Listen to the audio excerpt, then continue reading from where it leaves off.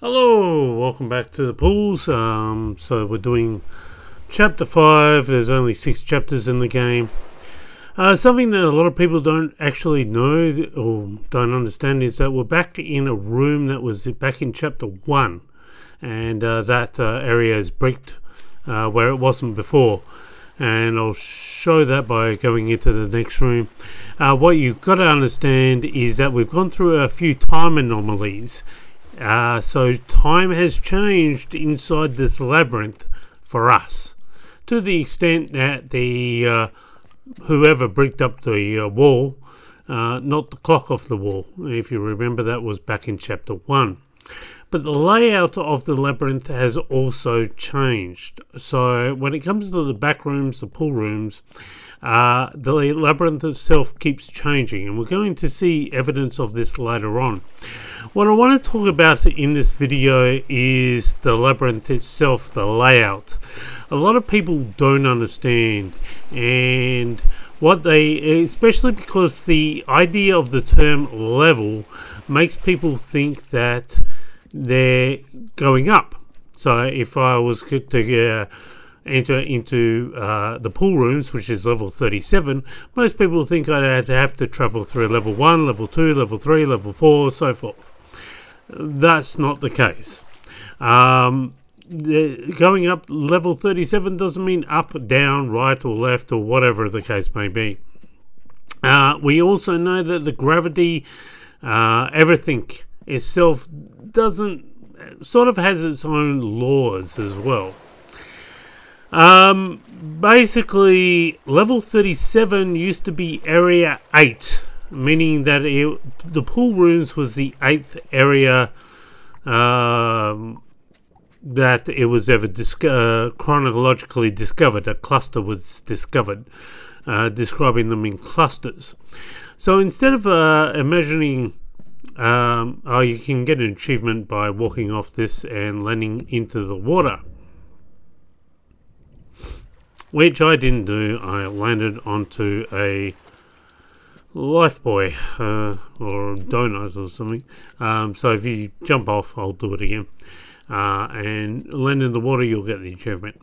Anyway, so the massive exploration group eventually came up, found a secret that every level in the back rooms, or every area in the back rooms, has a key, a literal key. These keys are made up, I think, somewhere around level 500 or something. Anyway, and what they discovered is that this key, when you put a radio next to it, at a certain frequency, it will start to retransmit the atmosphere of whatever's being broadcast nearby. So the key sort of acts like a transmitter.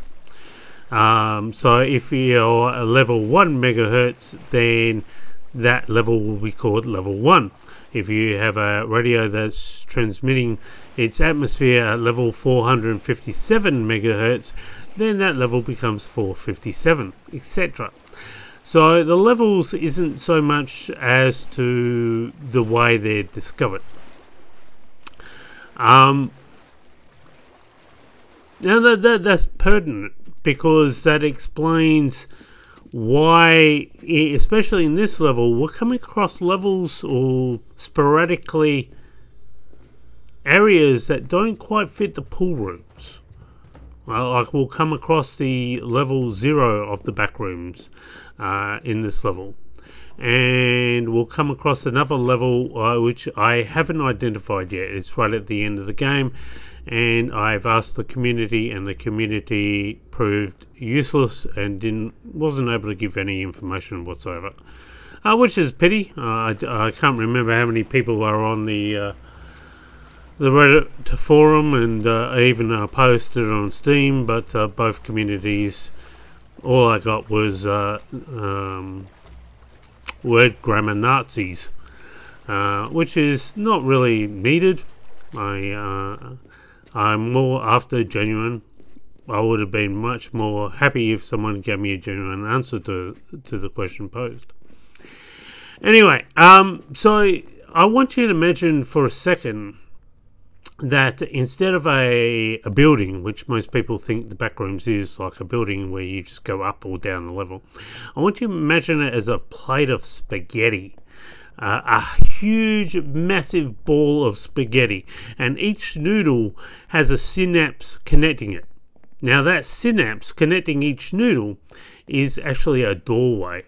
Now this is chapter 3, this area, and as you can see we've got a bit of an MS Escher thing happening here, but we came on the other side of that, so that was back in chapter 3, which is impossible if you think about it, because we've been going down and down and down and down. But now we're traversing, as I said, gravity doesn't seem to apply here to the extent that we normally would expect. And so we are, traversing the walls, we're traversing the roof, we're traversing everything, but we seem to be making no progress. I mean, we went back down to a room we had. Now, this room here was back in chapter 2. We're now looking down at the statue. We were on the floor in chapter 2 looking up. Now we're looking down at the statue, and as you can see, it's had its head cut off, probably because of a room change or something along that line. So as I said, the labyrinth itself constantly moves.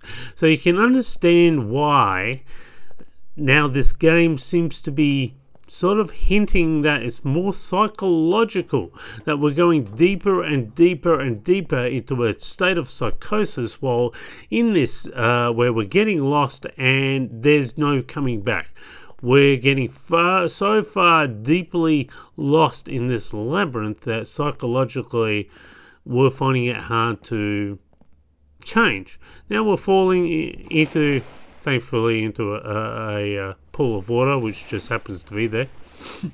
Now that wouldn't be possible if, as you can see, we've got to go down there. That wouldn't be possible if it, because we're in, got a body cam, or a cam found footage. Unless if we're imagining the found footage as well. That's how far deep, and we're really just the protagonist. As you can see, we've now got a merge between the Backrooms level 1 and the pool rooms. Sort of like the cluster is just blending together here. And we'll probably hear the bacterial monster.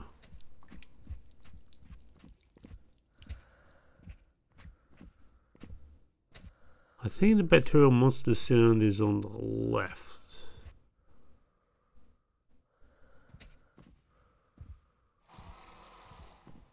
There you go. Yeah, you heard it then. There's nothing there. There's no entities, no monsters. It just putting you, I guess, just playing around with your mind more than anything. The game devs are doing that. But again, you see this warping effect, and now we're going into back into the pool rooms area. It was just a very sporadic, and that is probably happening. I mean, if rooms are just getting teleported into the Backrooms universe, it'd just be utter mayhem, and there'd probably be, rooms sporadically just in the middle of other clustered areas and get sorted later on.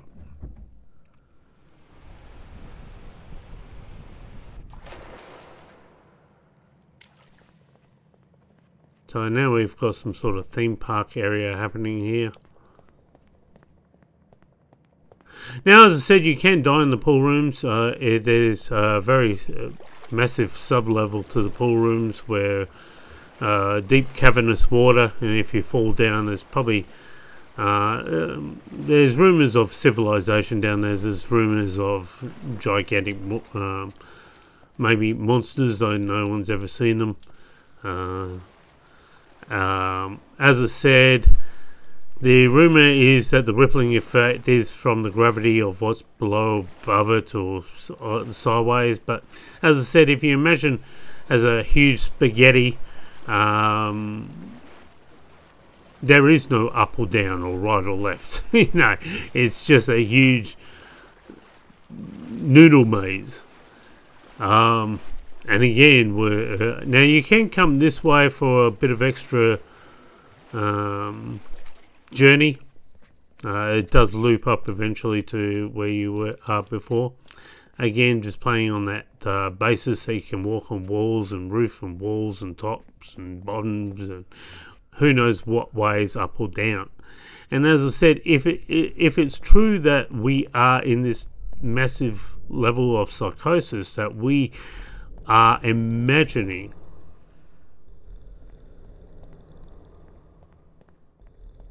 there you have that. I'll probably do a video showing a bit more the found footage of the Backrooms and a bit more of the lore of the Backrooms. I'll state why, give a bit of evidence why I believe the prototype by Ivan Beck is here in the pool rooms.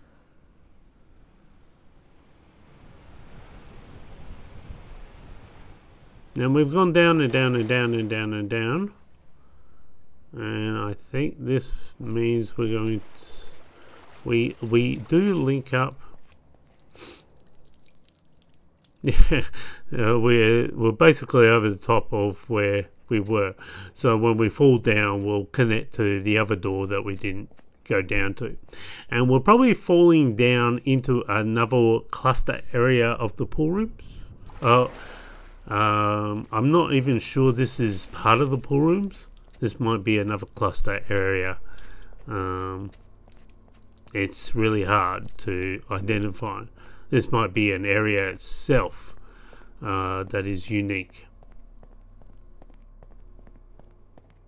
And it gives that ambience. And that's half the interesting thing. You don't know what you're going to come through next. You could come across a sporadic incident. Now, what's also interesting with the number key situation is that there might be a limit to the Backrooms, because anything past 1,000 megahertz, nothing is transmitting. Now there is anomalous. Now when anything on 1 megahertz upwards to 1,000, they're positive levels, meaning they're levels that are stable, and so those levels are referred to positive levels. You've got negative levels where there's levels but they're unstable. And again, we might be coming across another area of the Backrooms, so we might come across areas like this. Plus you've got anomalous levels that aren't transmitting at all, and they're levels that are given a name because they exist.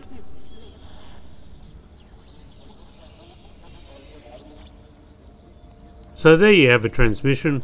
Possibly there's a key in there and it's transmitting atmosphere that is close by it.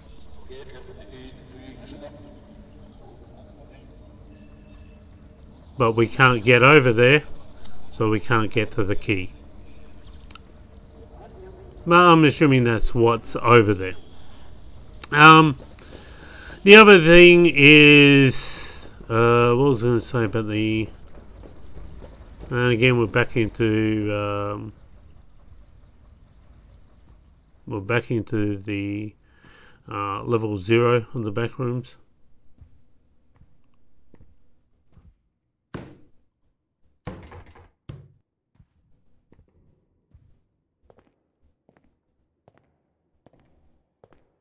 What was I going to say? Oh, when you come down here, there's paintings on the roof. One's of a ship, I think, if I remember. One's of a skull. Various artworks. And here we have a situation. This is the area I was referring to, where I requested the Backrooms people what happens. This is kind of a Truman Show. It kind of reminds me of Motion, the level Motion, but it's not Motion. It has that same ability, but it kind of reminds me of Suburbia level as well. But here, this answers what happens where if a room changes while you're inside it. And the answer is, it works around you. You just lose consciousness, and you will appear back in the back rooms, back in the pool rooms. So we're having a room change while we're in it. The labyrinth is changing while we are there, and as you can see, just collapses. We lose consciousness, and we're at chapter 6, the last level. So join me next time as we explore the last level. Until then, I hope you enjoyed it. Bye for now.